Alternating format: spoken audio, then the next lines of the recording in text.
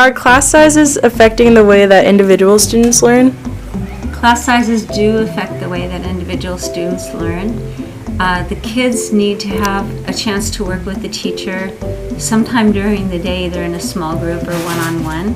And having a very large class of 28 or even 30 students in third grade, I'm not able to get to each person to have that one-on-one time. In this class I've had a chance to conference with each child on their writing. I've had a chance to set goals with each student.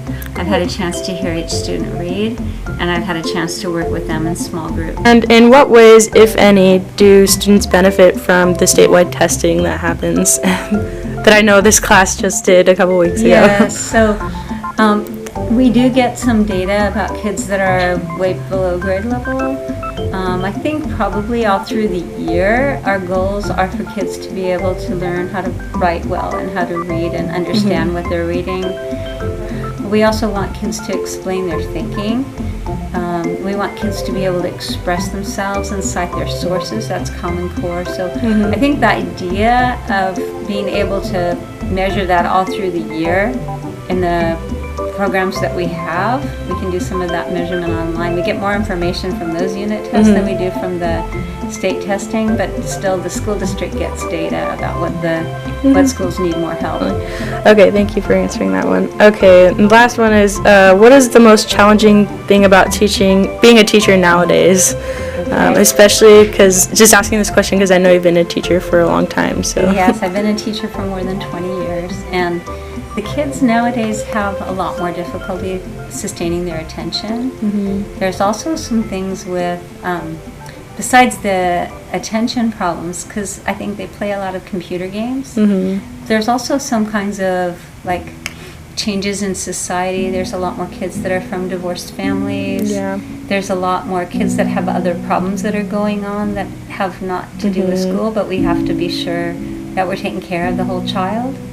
And sometimes the school is the place that they come to for a good environment, and other kids really have a great environment at home. So you can see that kids seem to be more needy. We have to teach them things about how to work together, how to be responsible, how to solve problems, having a growth mindset, and understanding that, you know, maybe there's many different ways to solve a problem.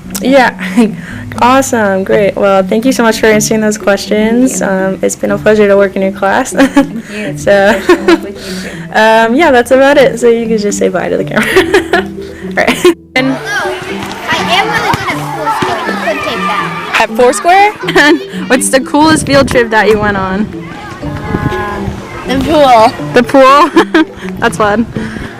Okay, is there anything else you want to say? That one's awesome. That one's awesome. The highest we can go up is to 24. Yeah, okay. So it's not that many kids. Before we had a 20-to-1, and I don't think 4 more kids is really making a difference. I think if it was up to 34, that might be different. I don't feel the students benefit from statewide testing. Okay. Not at all. I don't think the statewide test is even measuring what it purports to be measuring, because a lot of computer technical skills are required to navigate the test.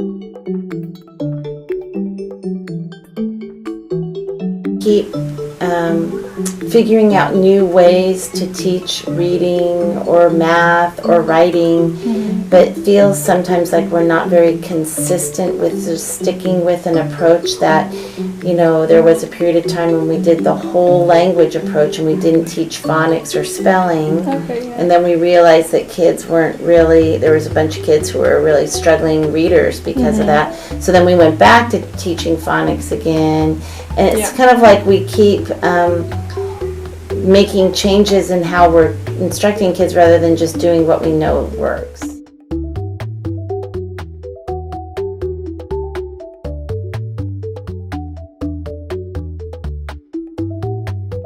Hi, thanks for watching my video. Today was actually my last day at Patwin Elementary School here in Davis, California. It's been a great experience for me to be a helper in the classroom. I haven't been back in the elementary school classroom for a while now, so it's very nostalgic and also very rewarding, I found, to help out individual students and just give the teacher a little bit of extra help as well. I found that schools in California and the education system in general is working really great.